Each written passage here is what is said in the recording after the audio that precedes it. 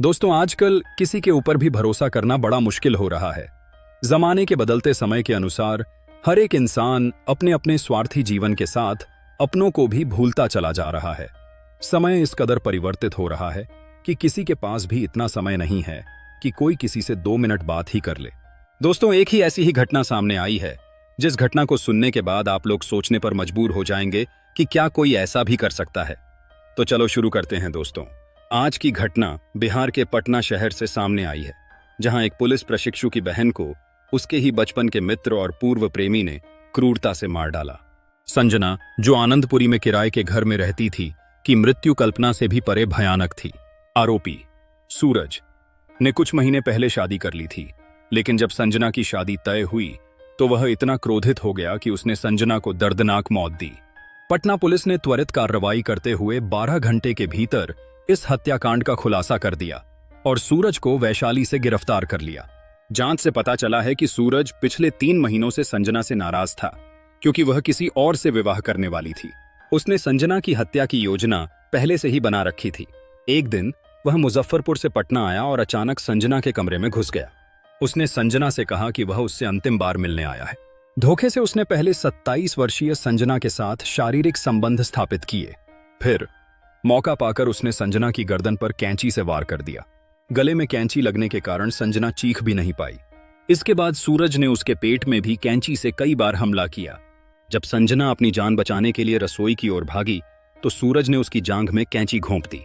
अत्यधिक खून बहने के कारण वह बेहोश होकर गिर पड़ी। लेकिन सूरज की क्रूरता यहीं नहीं रुकी। उसने रसोई गैस का पाइप निकाला और उसे संजना के मुंह में ठूंस दिया, जिससे उसके पेट में गैस भर गई। रेगुलेटर बंद करके उसने हैवानियत की सभी सीमाओं को पार करते हुए माचिस की तीली उसके मुंह में लगा दी, जिससे उसका ऊपरी शरीर बुरी तरह से जल गया। इसके बाद सूरज दरवाजा खोलकर भाग गया। संजना का शरीर कमर से ऊपर पूरी तरह जल चुका था, जबकि निचला हिस्सा अपेक्षाकृत सुरक्षित था। संभवतः ऑक्सीजन की कमी के कारण आग जल्दी बुझ गई। यदि आग सिलेंडर के नोजल तक पहुंच जाती तो एक बड़ा धमाका भी हो सकता था। संजना की हत्या का रहस्य तब खुला जब उसकी नौकरानी काम करने के लिए घर पहुंची। कमरे में अंधेरा देखकर वह वापस चली गई। जब वह दोबारा आई तब भी लाइट बंद थी। तभी उसकी नजर दरवाजे पर पड़ी दी थी और जैसे ही उसने उसे खोला, अंदर का भयावह दृश्य देखकर वह स्तब्ध रह गई। उसने तुरंत मकान मालिक को सूचित किया, जिसने पुलिस को फोन किया। पुलिस ने घटनास्थल पर पहुंचकर संजना के परिवार को सूचित किया, जो मुजफ्फरपुर के चाहा गांव में रहते थे। खबर सुनकर परिवार तुरंत पटना के लिए रवाना हो गया। यह घटना अत्यंत दुखद और डरावनी है। सूरज ने संजना के साथ जो अत्याचार किया वह सुनकर किसी की भी आत्मा कांप जाएगी। हत्यारा सूरज इतना चालाक था कि उसने संजना के घर से भागने से पहले उसकी एक टी-शर्ट अपने बैग में रख ली थी।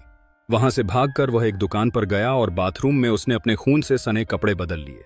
फिर वह पहले मुजफ्फरपुर गया और वहां से बाइक लेकर वैशाली चला गया।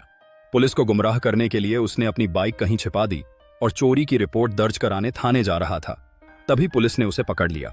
संजना और सूरज 6ठी कक्षा से साथ पढ़ते थे और बड़े होने पर उनके बीच प्रेम संबंध शुरू हो गए थे। संजना के मकान मालिक ने बताया कि सूरज अक्सर उससे मिलने आता था, लेकिन किसी ने सपने में भी नहीं सोचा था कि वह संजना को इस तरह की भयानक मौत देगा। दोस्तों, यह कहानी सुनाने का उद्देश्य केवल आप लोगों को सतर्क और जागरूक करना था, किसी को हताश या परेशान करना नहीं था। इन्हीं शब्दों के साथ अपनी वाणी को देंगे विराम। नमस्कार, धन्यवाद। मिलते हैं अगली कहानी में।